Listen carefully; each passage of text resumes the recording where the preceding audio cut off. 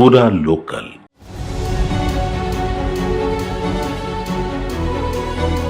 America green card సంపాదించడం చాలా మందికి ఓ కల.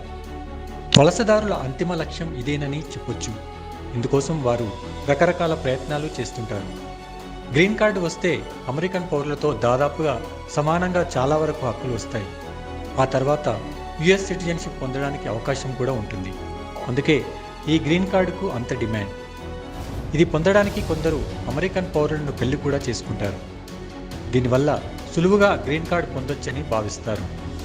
అమెరికా చట్టాల ప్రకారం అమెరికన్ పౌరులను పెళ్లి చేసుకునే వారికి వెంటనే గ్రీన్ కార్డు కోసం దరఖాస్తు చేసుకునే అవకాశం ఉంటుంది. అందుకే అమెరికన్స్ను పెళ్లి చేసుకోవడానికి ఆసక్తి చూపిస్తారు. ఇందుకోసం కొందరైతే ఫేక్ పెళ్లిళ్ళు కూడా చేసుకుంటారు. వీరు పెళ్లి చేసుకుంటారు కానీ కలిసి జీవించరు. కేవలం డాక్యుమెంట్ కోసం ఈ పెళ్లి జరుగుతుంది. ఇలాంటి వాళ్ళు ఉంటారనే ఇప్పుడు అమెరికా ప్రభుత్వం కఠినంగా వ్యవహరిస్తోంది. ఇలా పెళ్లి చేసుకుని దంపతులు దూరంగా ఉంటే ఇకపై గ్రీన్ కార్డు రావడం అంత సులువు కాదు.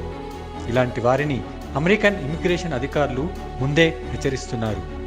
ట్రంప్ హయాంలో వివాహం ఆధారిత గ్రీన్ కార్డు దరఖాస్తులను మరింత నిశితంగా పరిశీలిస్తున్నారు. ఆ వివాహం అసలైందేనా, దురుద్దేశం ఏదైనా ఉందా అనే తనిఖీ చేస్తున్నారు.